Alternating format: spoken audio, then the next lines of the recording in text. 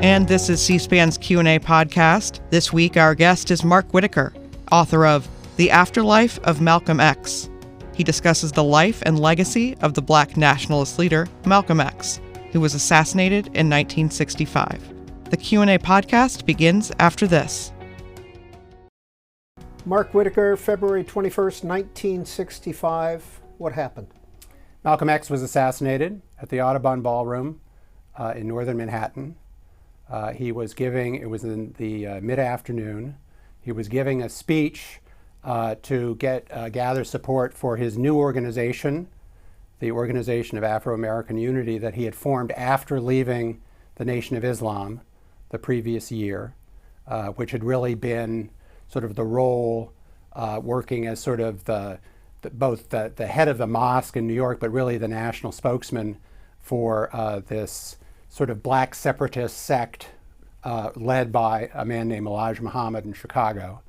That had put him on the national map, but a year earlier he had split for reasons we can talk about later from Elijah Muhammad, and he was still trying to get this new organization off the ground.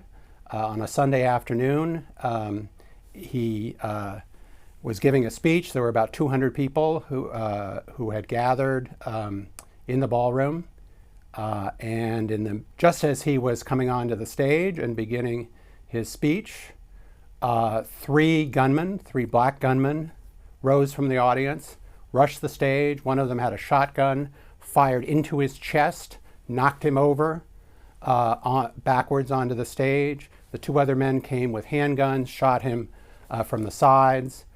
They fled. He did not survive. He was dead within half an hour.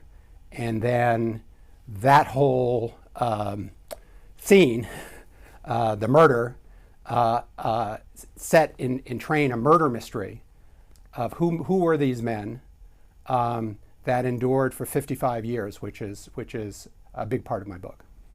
His wife, Betty Shabazz, was there with his daughters. Yes. So they had 6 daughters, but she was pregnant with twins at the time, so only 4 of them were alive at that point, or there to be present.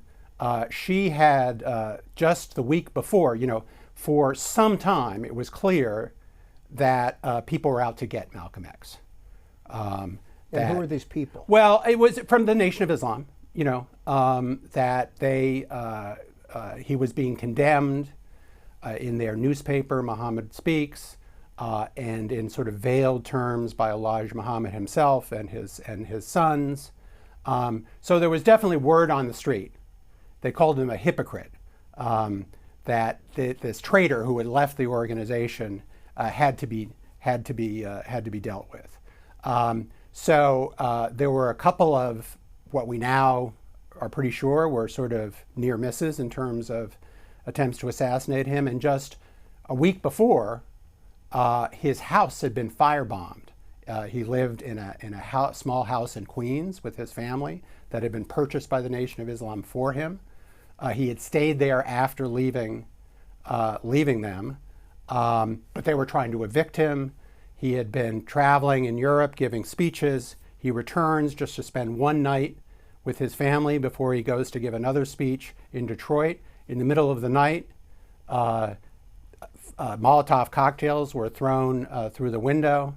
That the furniture went on fire. They had to wake up their daughters and take them outside and take them to a neighbor's. Anyway, so it was very clear, and he knew. I mean, he talked openly about how there was this. His life was threatened. He had given an interview with Mike Wallace early on who was still early in his career, a few months earlier, where he said, "I'm probably a dead man because of this feud with Elijah Muhammad." So it was pretty clear in everybody's mind that probably the murder had something to do with the Nation of Islam, but who exactly carried it out? Did they come from Harlem? Did they come from somewhere else? Were the orders given from Chicago? That's the beginning of the murder mystery. Did he have protection? So he had his own bodyguards. who were stationed in the ballroom on the second floor of the Audubon Ballroom, both on the stage looking out at the audience and then others behind him. But there was a very, very thin police presence, or at least it wasn't right there, right? So there was one uniformed New York City police officer at the door. There were two plainclothesmen inside. There were something like a dozen other policemen who were stationed. The Audubon Ballroom is about a long block and a half from Columbia Presbyterian, a big hospital in Upper New York. So they were sort of over there, sort of out of sight. Later, obviously, questions were raised about why there wasn't more protection, because the NYPD also knew that Malcolm's life was in danger. But there's a lot of evidence, including from Malcolm's own lieutenants after the assassination, that he himself didn't want a stronger uniformed presence there because he thought it would scare away followers who he needed to show up because he was still growing his organization. The speech was undelivered. Was it going to be a groundbreaking speech or just one of his typical speeches? I think it was going to be. He had given his first speech at the same place. So this is February of '65. In the summer of '64, a few months after leaving the Nation of Islam, he had given this groundbreaking speech where he announced the formation of this organization. He also said that its motto would be "by any means necessary," which became Malcolm's most famous saying. And we can talk later about exactly what that meant. And then he had in the months since, every time he came back from Harlem from these many trips and travel that he was doing at the time, he would have meetings to talk more about what the agenda was going to be and so forth. What we don't know is, and this is an interesting part that sort of connects with the murder mystery, is that some people said that he had told other people that he was going to say more about what he knew about the threats on his life at that meeting. The other thing that was perhaps in part explains the timing is that the Nation of Islam had a big annual celebration every year for what they called Savior Day in Chicago. And it was the birthday of the man, this mysterious figure who had actually started the Nation of Islam. His name was Wallace Fard Muhammad. He's the person who had brought Elijah Muhammad into the fold. Elijah Muhammad was born in Georgia, migrated to Detroit.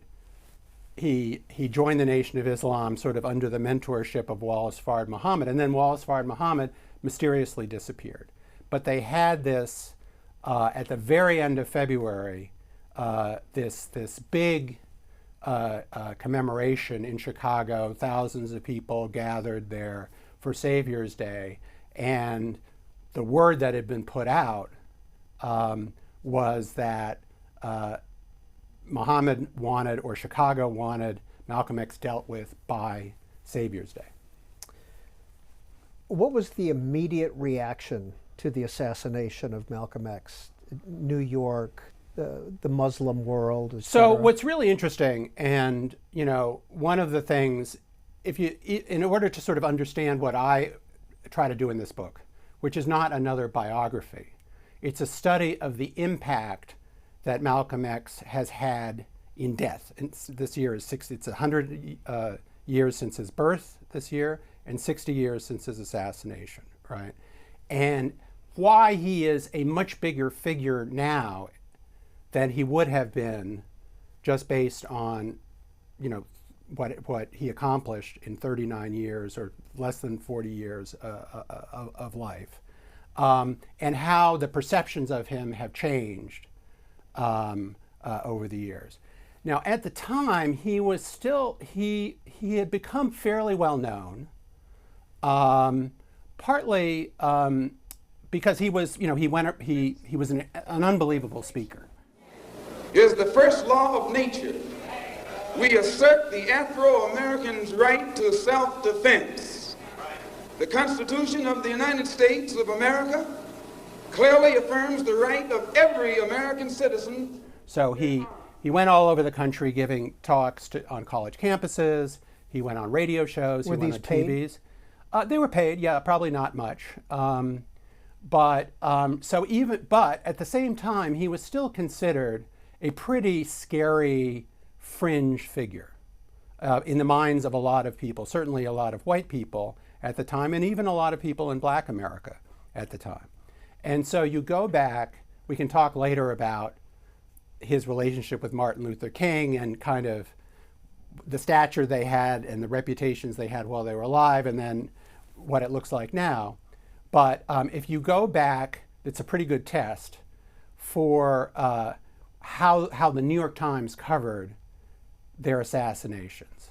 So Malcolm was on the front page, but it was a one-column story sort of in the middle of the front page, and he was described as the leader of a local militant sect, right? So local, he was still not really viewed even by the New York Times as being a national figure. Sect, militant, those were all the words connected with him. In 1968, 3 years later, when Dr. King was assassinated, there was a banner headlines, 2 columns, the kind of headlines you only see when presidents are elected or killed, or we land on the moon or something. So King was considered a much more bigger figure and more consequential figure. Now it's interesting because they are now very commonly paired together as sort of the 2 great figures of Black history in the last 50 years. And in some ways, recent biographies and histories of King have gone out of their way to talk about what he had in common with Malcolm rather than what people talked about at the time, which is what their differences were. And of course, that's part of the legacy, which we'll get into. But I want to quote from your book. You quote the New York Times, writing about Malcolm X after his assassination. He was an extraordinary and twisted man who turned many true gifts to evil purpose.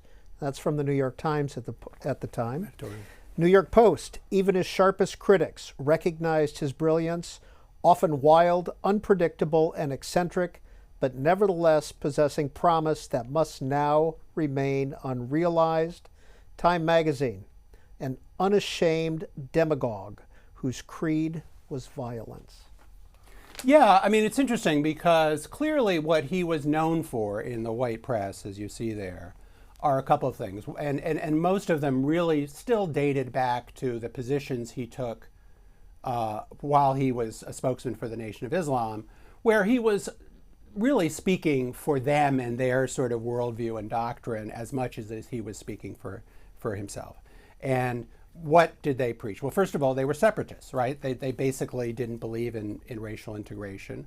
They thought blacks would be better off either physically removing themselves and finding a homeland someplace else, or if not, just self-sufficiently living their own lives in their own communities and really not trying to interact with white people who they described as devils, blue-eyed devils and so forth.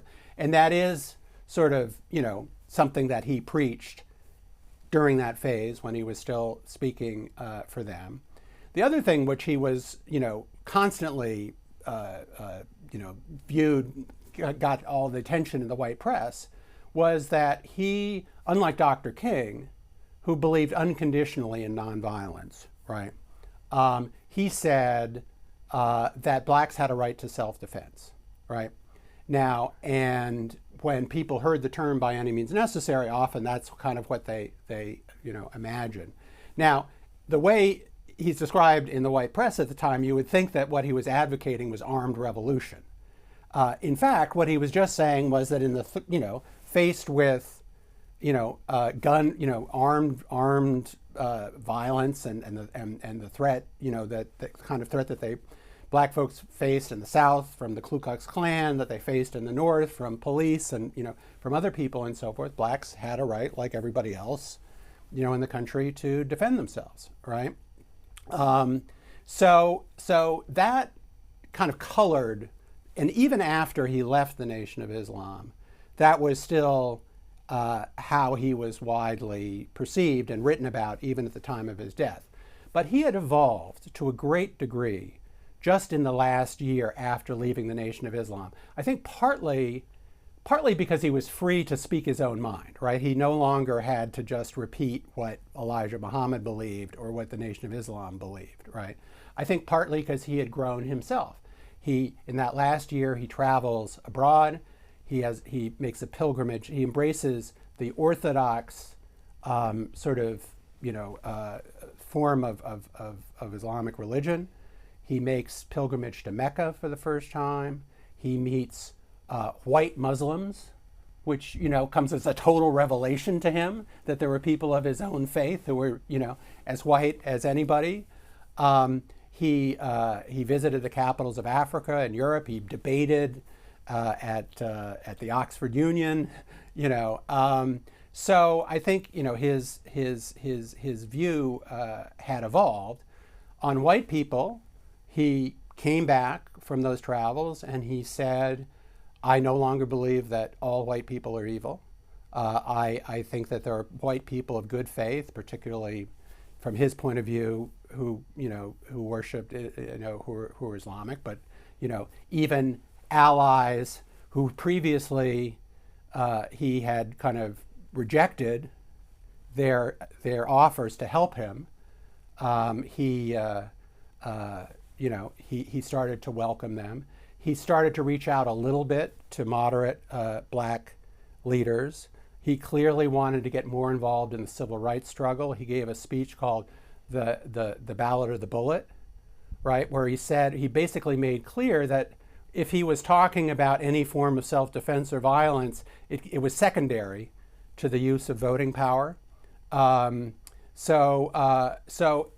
it's not clear. Certainly, he didn't have enough time, honestly, for everything that all the changes and all the evolution that he was undergoing to really penetrate the national consciousness. People became much more aware of how he had changed even in the last year after he was killed as a result of, first, the autobiography of Malcolm X. Okay, so think about that. How do most people in America first learn about Malcolm X? To this day, it's by reading that book, right? Which now is, commonly taught still in high school and college courses. Alex Haley's The Autobiography. Alex Haley. So it was written in cooperation with a journalist, a black journalist, who became famous later for this and then for Roots, which many people remember. And in that book, he tells his whole life story, which is fascinating, right? We can talk about that later, but you see all the changes that he underwent, right? From childhood to dropping out of school, to becoming a street hustler, to going to prison, to joining the Nation of Islam, to breaking from Elijah Muhammad, to traveling the world, going to Mecca. It's all in the book, right? So by the time you finish that book, you feel like you really know this man. It's one of the most extraordinary autobiographies that has ever been written by such a public figure in our history, right? But it only came out 9 months after his assassination. It only became a bestseller in paperback a year later in 1966. But Malcolm X had been working with Alex Haley on this book, hadn't he? Yes, for quite a while. Yeah, so it started out, Alex Haley is an interesting fellow. He was actually sort of a moderate Republican. He wasn't in any way a follower of the Nation of Islam, but he had served in the Coast Guard, and he became very interested in writing. And then once he was eligible to retire from the Coast Guard and had a small pension, he decided he was going to become a writer. And he started pitching ideas to various publications and magazines. And he had heard about this small sect that was just sort of starting to kind of get attention in Detroit. And the Nation of Islam, and he pitched that story to the editors of Reader's Digest.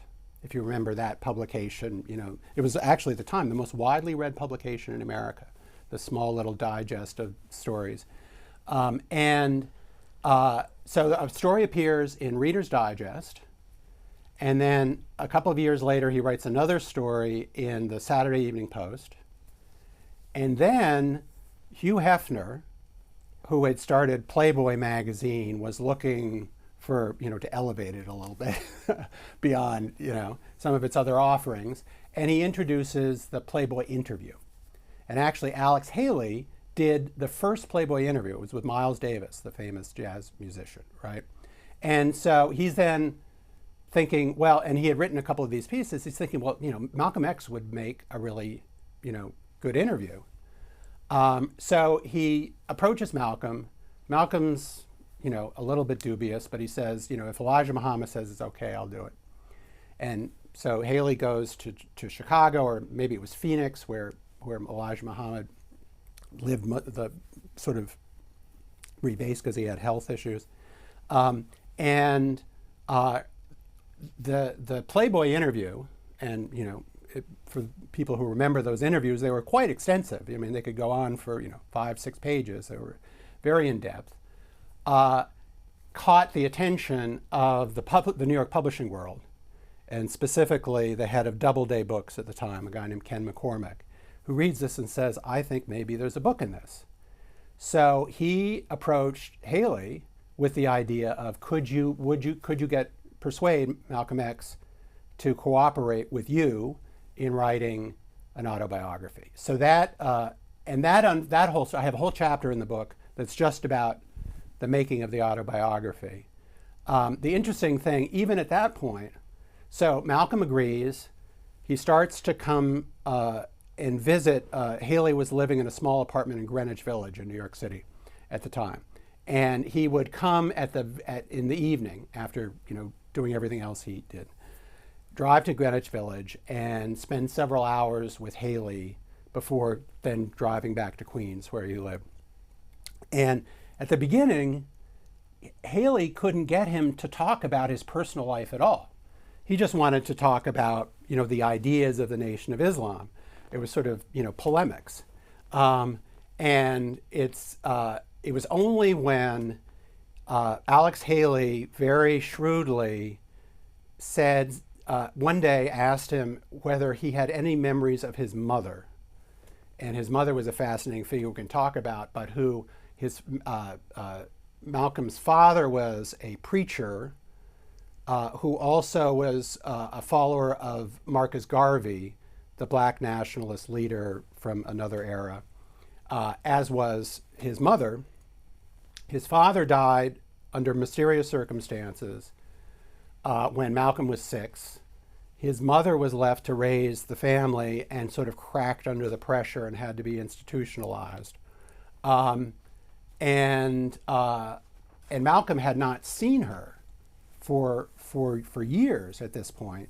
But one day, Alex Haley, while he's trying to get him to say something about his childhood and so forth, said, can you tell me about your mother? And all of a sudden, Malcolm just stopped. And all of these memories started to flood back. And that became the start of Malcolm trusting Haley enough to tell him his personal story. And of course, that became the book. And C-SPAN's Q&A podcast continues in a moment. And the autobiography of Malcolm X by Alex Haley was basically the first root in Malcolm X's legacy, correct? Yes, yeah. No, and I think that's, so again, the thesis of my book is that, and I say it in the introduction, that Malcolm, as a result of the influence that Malcolm X has had on people since his assassination, he has actually accomplished more in death than he did in life, right? And it's a different, because, when he was alive, he was a fascinating figure, but unlike King, he didn't get legislation passed, he didn't build an institution, He was part of the Nation of Islam. He split from that. He hadn't really gotten his new organization off the ground, right? But in, since his assassination in 60 years, he's had this extraordinary influence on all kinds of people. So it starts with everybody who's read the autobiography, right? And there are people from Kareem Abdul-Jabbar, the basketball great, to Barack Obama, Clarence Thomas, all sorts of people who have talked about just how reading that book changed their life. Okay, so that starts with that. Then, and again, we talked a couple of years ago about my last book about the birth of Black Power in 1966. Well, one of the germ of this idea of this book came from the fact that all of the figures in my last book, Stokely Carmichael at the Student Nonviolent Coordinating Committee, Huey Newton, Bobby Seale, Eldridge Cleaver, who founded the Black Panther Party, the founder of Kwanzaa, the first advocates for Black studies, all, in 1966, they all cited Malcolm as their hero and their inspiration, right? So he has this extraordinary influence on the Black Power movement, the Black arts movement, on athletes. Then, just as it looks like his memory is starting to fade, he gets rediscovered by the pioneers of hip hop in the 1980s. And then Spike Lee comes along and he makes him a big figure in Do the Right Thing, and then does, the legendary biopic movie with Denzel Washington. And then, of course, there are all the X-hats, and Malcolm becomes a fashion statement. And then conservatives start to embrace him, not only Clarence Thomas, but Shelby Steele and other folks. And then it extends all the way into this century with his influence on Obama, and then, of course, on the Black Lives Matter activists. There was a recent revival of an opera that was written about Malcolm in the 80s that made it all the way to the Metropolitan Opera in New York in a new production with a staging that was Afro-futurist, right? Which is sort of the whole sort of aesthetic of the Black Panther movies. So this whole new generation that kind of is into that showed up to an opera, wearing Afro-futurist costumes. So it's so that influence, and then to think about today, what's its significance? Think about someone. What was it about about Malcolm that was so compelling that coming from nowhere, he developed the following that he did while he was alive, and that he's had generation after generation re-embrace him? I mean, that was what really made me want to write the book, like to understand both that influence, but what was it about him that created that influence? Mark Whitaker, are you of an age to remember Malcolm X? So I was vaguely aware. So I was born in 1957. So I was 8 years old. 8 years old when he was killed. I was vaguely aware of him, but my parents were very much kind of more supporters of the more sort of mainstream civil rights movement. So I probably, to the degree that I had a consciousness of him, I tended to sort of see him the way that I think a lot of people that I talked about earlier did, as a sort of Martin Luther King good, Malcolm X bad, But then I read the autobiography when I was a few years older and a teen, and it had a huge influence on me, partly because, my dad was Black, my mom was white. They were both college professors, so I had grown up, in these kind of integrated college environments. But by the time I read the autobiography, that my parents had split up, I was living with my mom. She was raising my brother and me as a single mom. She had landed teaching at Wheaton College, a small then women's college in Massachusetts, south of Boston. And so, in addition to just being taken with the story in general, the way Malcolm, even before he joins the Nation of Islam, the way he conjures up like Black life in Roxbury, where he went to live with his half sister after dropping out of school when he was in 8th grade, and then in Harlem, was just very vivid for me, right? And my exposure to those sort of black urban communities was mostly through my grandparents, my father's parents in Pittsburgh, and I wrote a whole book about that as well. But I think partly because I was so taken by my visits to Pittsburgh and the whole sort of feeling of those sort of black communities in that age. I love those scenes in Roxbury and Harlem and so forth. And then, I honestly, I didn't think that much about Malcolm for a while. And then in 1992, I spent 30 years at Newsweek, starting as a summer intern in college, and then eventually became the editor of the magazine. But at this point, I had become an editor by 1992, but I was still writing occasionally. And when Spike Lee's movie came out, I wrote a cover story for Newsweek called "The Meaning of Malcolm X." And I talked to Spike and did some reporting, but news magazines in those days had all of these bureaus around the country, and so I got all these files from our correspondents talking about how much of an impact, even in 1992, Malcolm still had. And at that point, it was two generations. It was the generation that was alive and had known him and witnessed him and supported him or had been influenced by him in the 60s and early 70s. But by 1992, you have this new generation, the hip hop generation and so forth, and people who were buying the hats and so forth. So I wrote this whole story about that. And then, so really starting then, I didn't know I was going to write a book at that point, but I felt like I knew a lot more about him, and I was definitely fascinated by his impact. So I also tell the story in the book about a whole series of books that have been written about him, but particularly, in addition to the autobiography, there are two big biographies. That one came out was more in 2010, I believe, or 2011, and the other in 2020. Both of them won Pulitzer Prizes. Manning Marable, and then Les Payne. So Manning Marable was an academic historian, but who had been working. Both of those books were sort of, like Melville-like great white whale obsessions by their biographers. Both of them spent like 30 years each writing those books.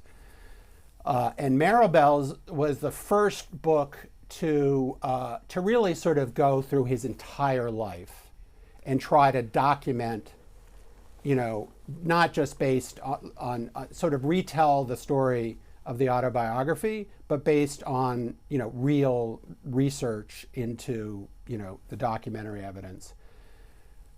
Les Payne's book, which came out a decade later, was more an act of his own reporting. He was this extraordinary reporter. I talk about the strengths and the weaknesses of both books in my book. In a really sort of, a sort of a tragic irony.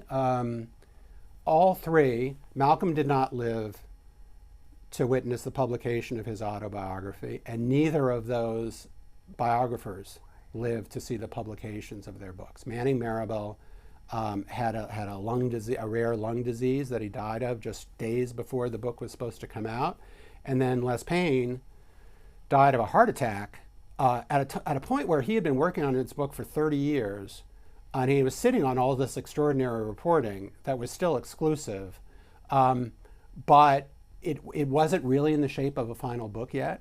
And it was only after he died that his daughter, working with their editor, really managed to pull it all together into a book.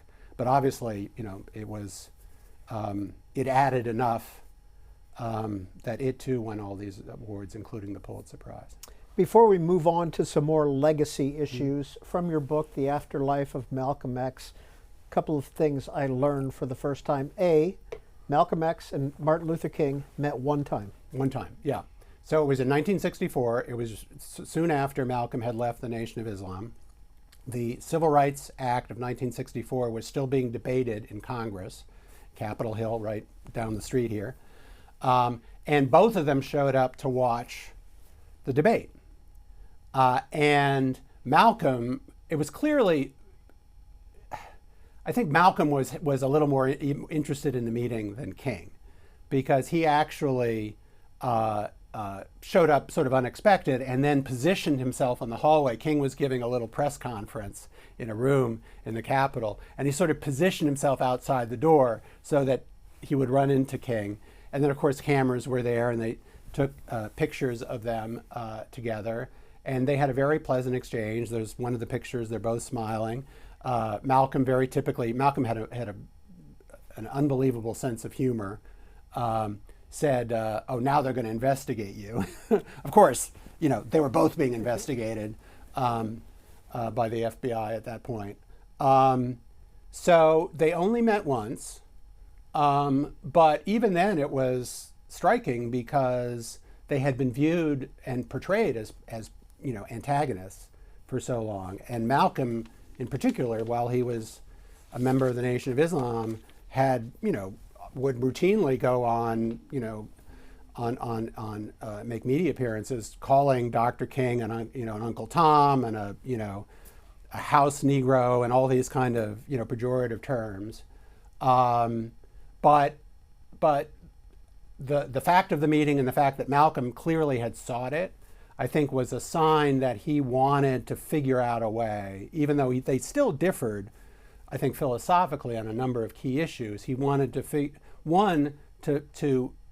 figure out a way to play a larger role in the civil rights movement in general, but specifically perhaps to find some way of working with Dr. King. And C-SPAN's Q&A podcast continues in a moment. Yeah, and Malcolm X referred to the March on Washington as the farce on Washington. The farce on Washington. But from your book, here's a copy of the telegram that Martin Luther King sent to Betty Shabazz when Malcolm X was assassinated. Quote, "While we did not always see eye to eye on methods to solve the race problem, I always had a deep affection for Malcolm and felt that he had a great ability to put his finger on the existence and root of the problem.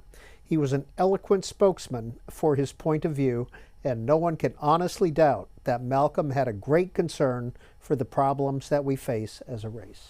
Yeah, and I think that reflects, so a couple of things. By the time Malcolm is assassinated, King has 3 years left to live.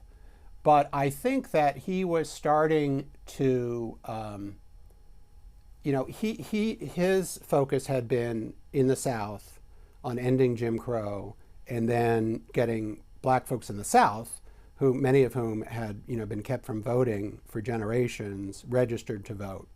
But I think he understood, even by February of 1965, that the next frontier for the civil rights movement was going to be, one, in the North, geographically, and two, was going to be more focused on issues like jobs and housing, where indeed in 1966, as I wrote about in my last book, he moves the movement to Chicago and encounters as much resistance there as he did even, in the South on those other issues.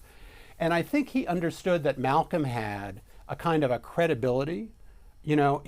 Malcolm had been talking, Malcolm was someone who, even though he was born in Nebraska, but he had lived in Harlem, he had lived in Boston, he had not only led the mosque in Harlem, but gotten other mosques up on their feet in other urban cities. So he was definitely someone who understood northern black communities and their concerns and so forth. So I think that, King had a respect for that. But I also think that, this is, something that a number of people write about in the book, referring to both of them as prophets, right? And when you think, in religious terms, how do we understand a prophet? Well, there are self-proclaimed prophets sometimes who are kooks, but serious prophets. They're people who are speaking a truth at the time that people don't want to hear, and often suffer the price of death for it, right? And so I think King, as a man of deep faith and also, deep, spiritual education and learning, probably on some level recognized Malcolm, even though they differed on some political issues, as coming from the same place of having a prophet's, mentality, which is being fearless in speaking a truth that truth to power, and a truth that people don't necessarily want to hear at the time, and, being willing to run the risk of dying for it. So I think that, they probably, they viewed each other as kindred spirits in that sense too. Fact number 2, Malcolm X met with the KKK about buying land. Yeah. Is that true? It is. It's absolutely true. It was a mission. He was kind of sent on that mission by Elijah Muhammad. I'm not sure. It definitely wasn't his idea. But it's sort of a comic scene. So we knew about this, and one of the things. So there are all these things that sort of came out when Malcolm left the Nation of Islam. That it started with, at least publicly, with not long after President Kennedy was assassinated in November of 1963. Malcolm gave a speech in New York, and at the very end of the speech there was a Q&A kind of exchange with reporters and supporters and so forth, where he made this remark that Kennedy's death was the chickens coming home to roost, right? Now, what he meant by that was he thought that Kennedy had not been supportive enough of the civil rights struggle and the black struggle in America, or in, sort of black independence movements abroad. But Elijah Muhammad was very upset by this, thought he was disrespecting the president, and he used this as a pretext to suspend Malcolm X for 90 days. That they were never able to patch things up. That led to Malcolm leaving, right? But there were a number of other issues that actually were simmering in the background. One was Elijah Muhammad was jealous of Malcolm and all the attention he got. Second, Malcolm had discovered that Elijah Muhammad had impregnated a number of young assistants who worked for him in Chicago, and they had gotten pregnant. And of course, the Nation of Islam, their creed, part of their creed was, monogamy and so forth and so on. So it was, and he had confronted Elijah Muhammad with this evidence of adultery, and Elijah Muhammad had not denied it, but, said that, well, I'm like a biblical, he himself compared himself to these figures in the Bible who have multiple wives and so forth. So that was a point of tension. Then another one was that, we mentioned earlier that after Malcolm split from the nation, they were trying to evict him from his house in Queens. But then yet another was that, or Malcolm kept making references to things in his speeches and his meetings with reporters about embarrassing information that he had on Elijah Muhammad. And another of this, things that he was referring to was that Elijah Muhammad had instructed him to meet with members of the Ku Klux Klan. And the idea was, again, under this idea that, blacks needed, the separatist idea that blacks needed their own homeland, the idea was that the Klan, the Southern Klan, which, had somehow ownership or access to, big tracts of land in the South, would set aside a territory where black folks could go and move. It's sort of a crazy idea, but it's something that Elijah Muhammad might have envisioned, and the Klan might potentially have supported, because they also believed in separatism, right? They didn't think that the races should interact, right? So as a result of this, Malcolm had a series of meetings with these Klan leaders in the South. And there's some funny exchanges. So he says at one point, he says, "Hey, if we have a few more meetings, am I going to be eligible to wear one of your hoods?" But then it turned out that actually they were more interested in getting the cooperation of the nation to assassinate King, and so at that point he sort of broke it off. But Malcolm did make reference to this while he was alive in that last year. It was very veiled. It had been reported in a number of the books that had been written, but in Les Payne's book, one of the ways in which Les Payne, even though that book wasn't published until 2020, right? So 55 years after Malcolm's assassination, the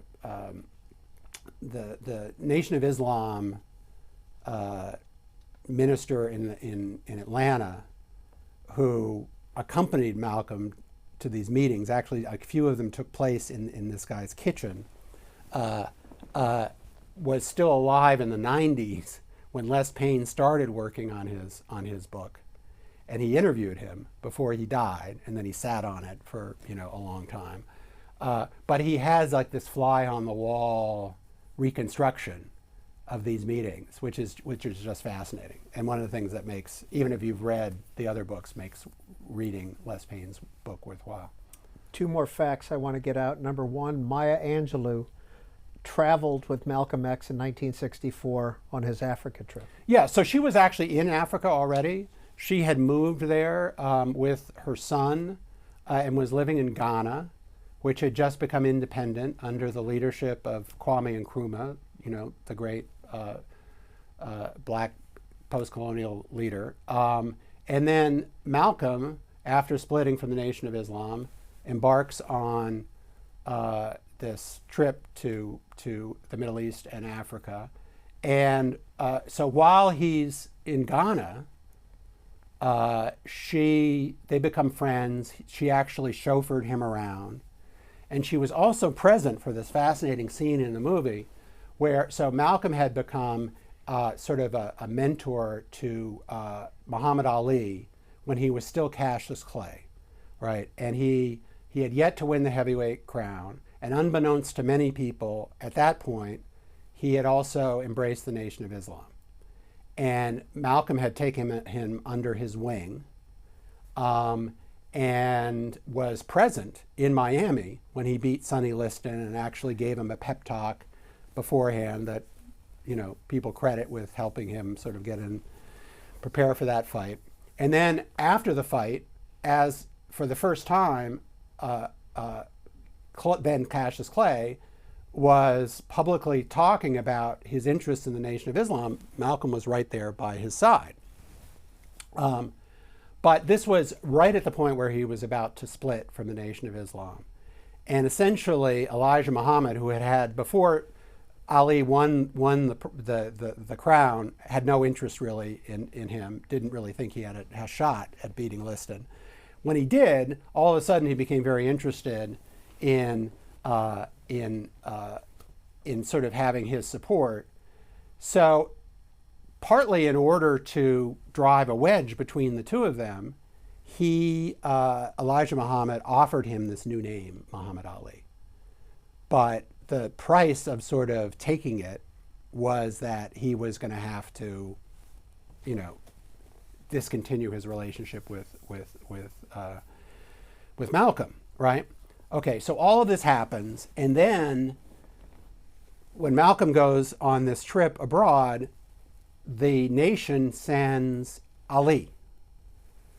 And they run into each other at a hotel in Ghana, where even after this estrangement, Malcolm still tries to approach him and to greet him. And Ali rebuffs him and then turns on him and says, "You never should have left, Elijah Muhammad." And Malcolm was crushed by this.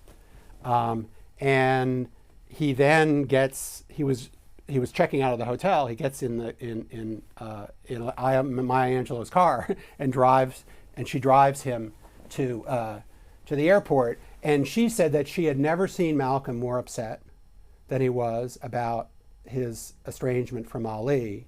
And then decades later, Ali said at the very end of his life that the one thing that he regretted, and you think about everything that Ali did, he lost his prime fighting years because of his opposition to Vietnam. He took all of these controversial stances. He didn't regret anything. The one thing he regretted was turning his back on Malcolm X. Very quickly, Mark Whitaker, I also learned in your book that on February 21st, 1965, Malcolm X took a bus to the Audubon. Yeah, so he had, again, his house had been firebombed a week before. He knew that there was, danger all around.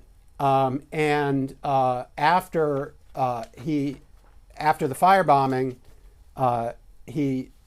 Betty had taken the kids to stay with a neighbor in Queens, and Malcolm decided that it wasn't safe for the family for him to even go back to Queens the night before the final meeting at the Audubon Ballroom. So he checked himself into a hotel in Midtown, New York, and his car was a blue convertible. You should go online and just check it out. It's a very cool car. And you can see, Pontiac? Was it a yeah. Pontiac? But it was very recognizable. I mean, everybody knew that was his car.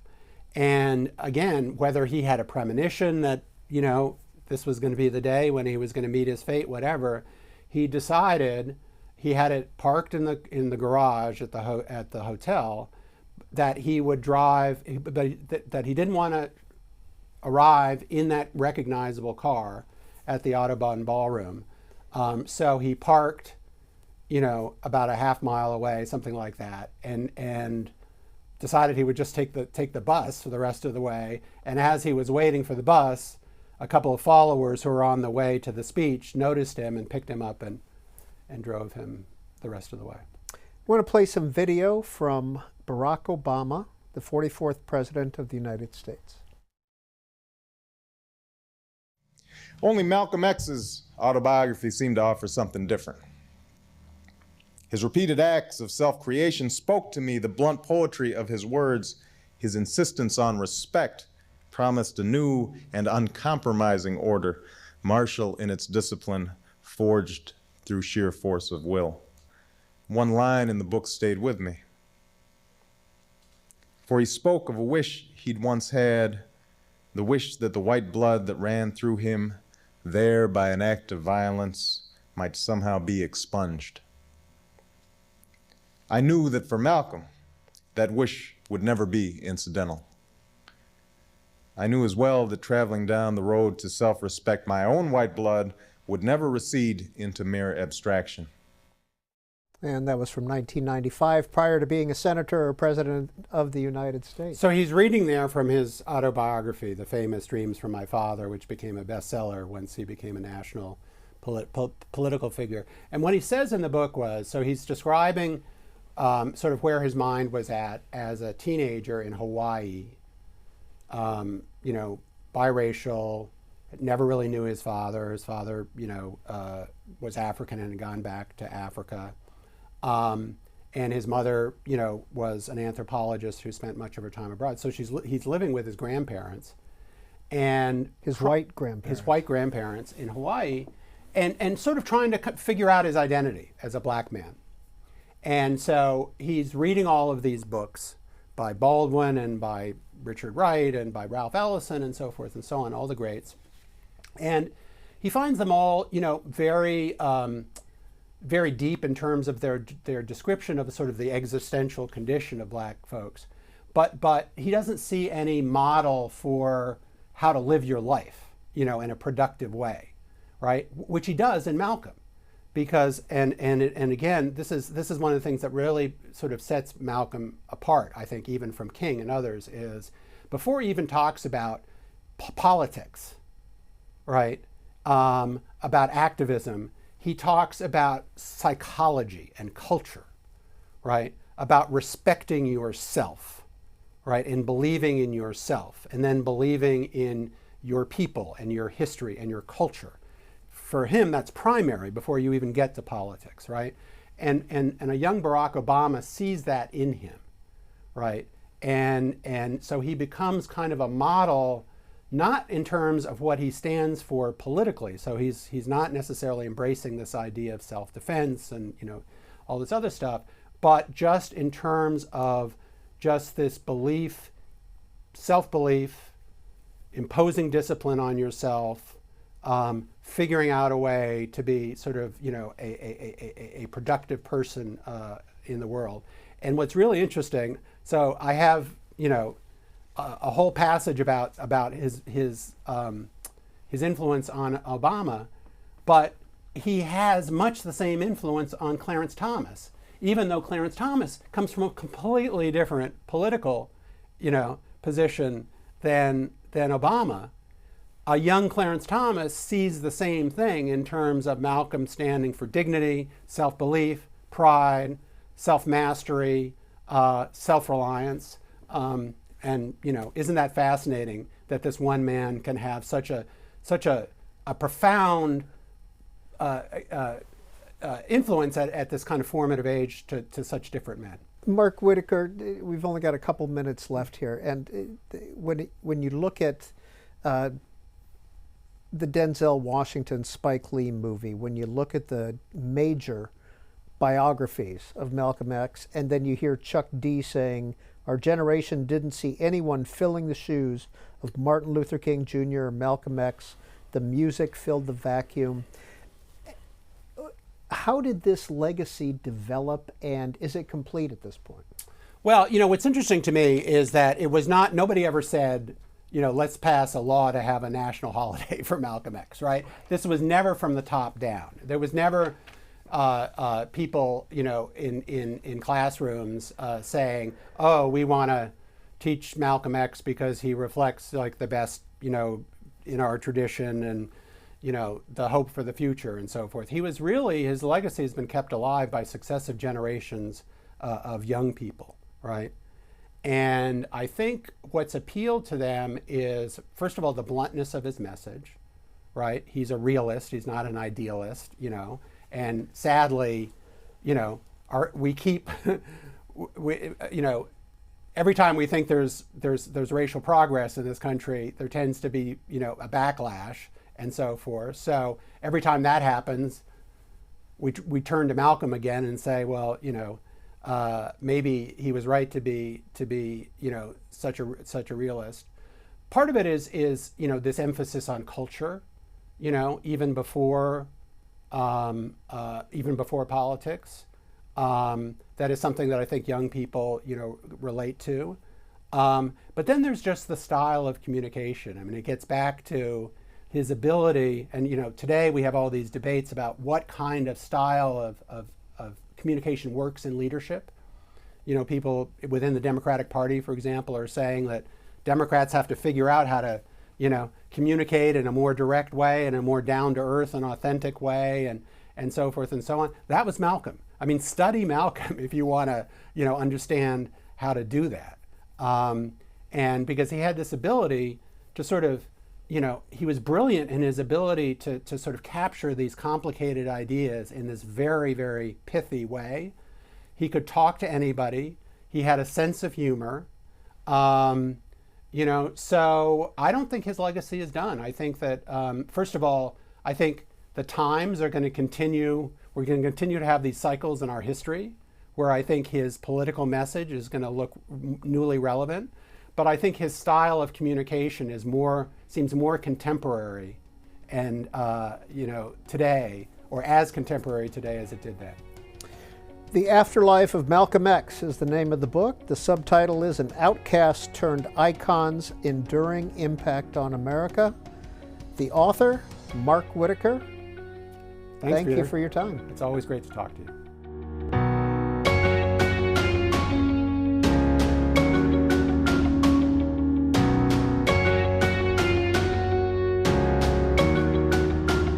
All Q&A programs are available on our website or as a podcast on our C-SPAN Now app.